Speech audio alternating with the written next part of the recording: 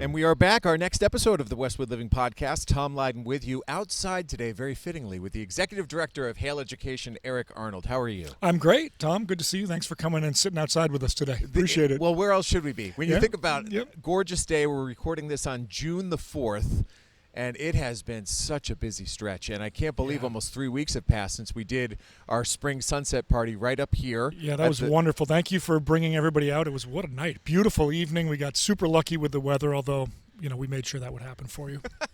You have those powers? Oh, well, no. I knew you were influential. I didn't know that. But in summary, we got together. We had a group of about 85 people up at the community circle at the Andrew Cucciara Learning Center. Beautiful space that was constructed by Ian Brown Land Design and his team. And it was nice to showcase it. It was still early, right? You could tell that it had just been finished. But it was the first time that people really got their eyes on that. And in many instances, it was the first time that people got their eyes on the property. Yeah. And that's what I love about the partnership that we've struck, is that we are, as popular as you are, opening people's eyes to this beautiful area that you have overseen for so long. And I know we're, as we discussed earlier this spring, approaching the finish line. But still some work to do and a lot to talk about. So this is a busy time of year. Let's just hop into it at that point. You're about to inherit all these kids who have been going to school, and now all of a sudden their school is Hale and the camp is here. So let's chat a little bit about what you expect. Sure, absolutely. This is a super fun time for us every year, and it's not just the kids who are coming to camp. The beach is open. We've got families who are over there. They're swimming. They're doing all the activities that come with our family and community program, which is a great program, great activities that go on over there. And then the schools that are with us, we've got 3 schools here today. Some from Boston, some from suburban communities all over. Next few days, we see all the Wellesley 5th graders. There's just so many kids. The Westwood students were here yesterday. So this time of year is booked solid with school groups, which is great. And then you're right, camp kicks in right as schools end. And, we end up with thousands of kids here every day enjoying the experience. It's sort of funny. We often think of our suburban communities, so a lot of people leave in the summer. They go somewhere. And in some places, Westwood is a destination point for so many kids in the summer. It's sort of their place where they go for summer.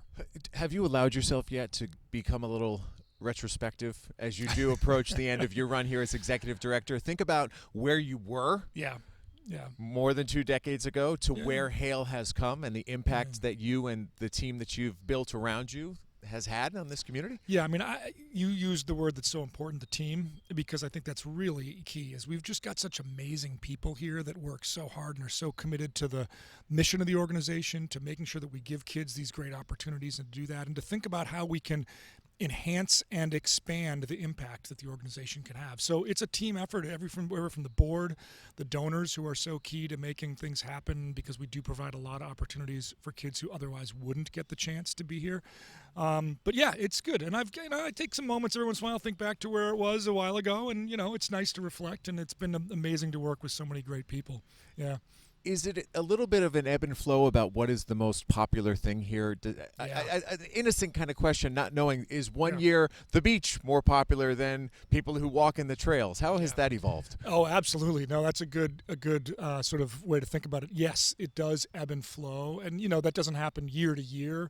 Happens over 5-year windows. You sort of see these ups and downs of things. You talk about families. Our family program 18 years ago was really large.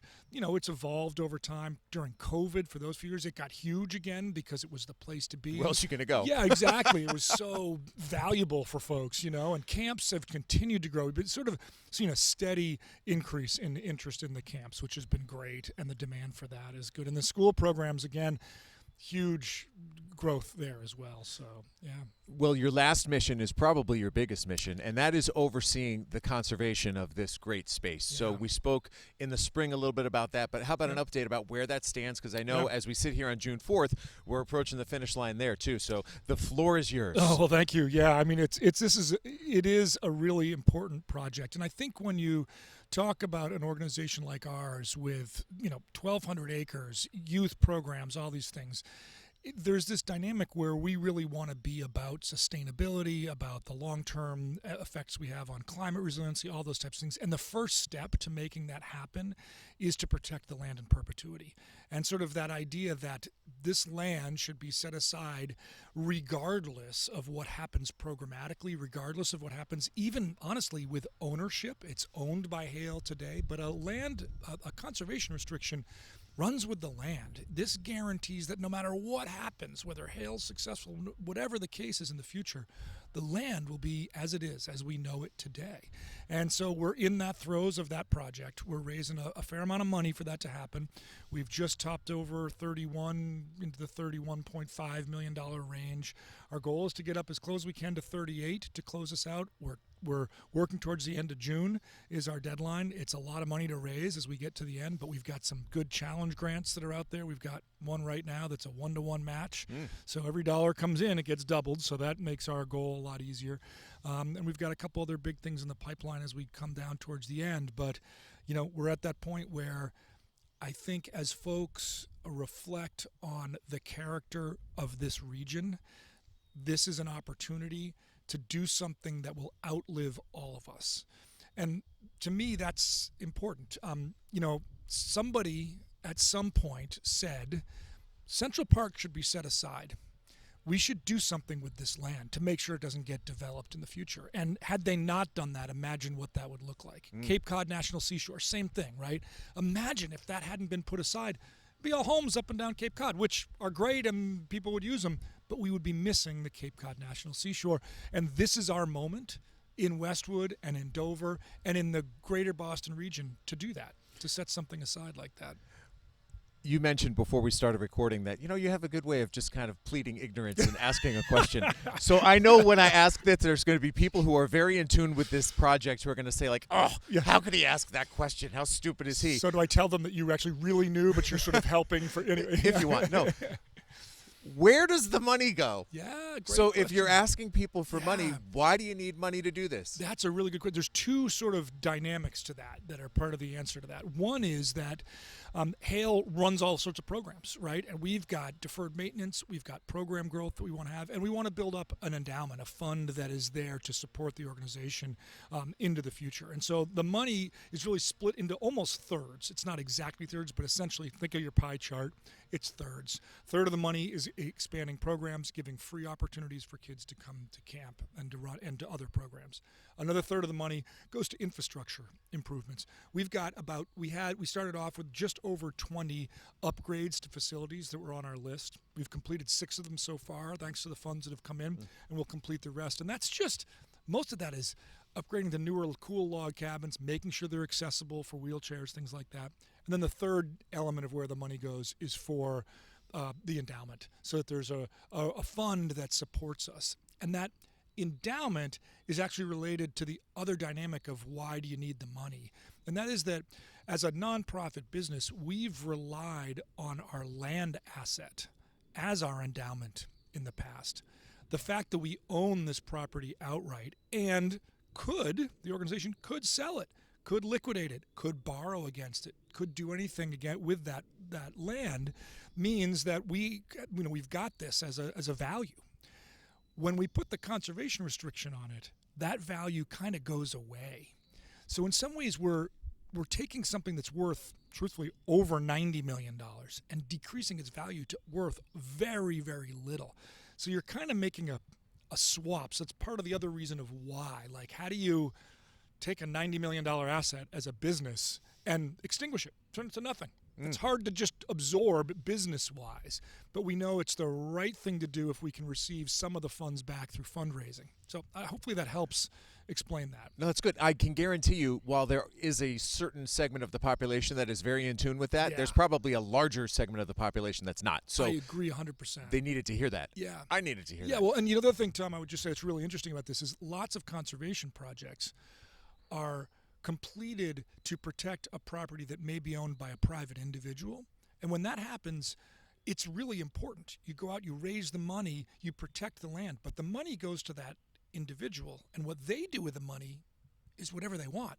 They travel, they go to Florida, they do whatever they want with it.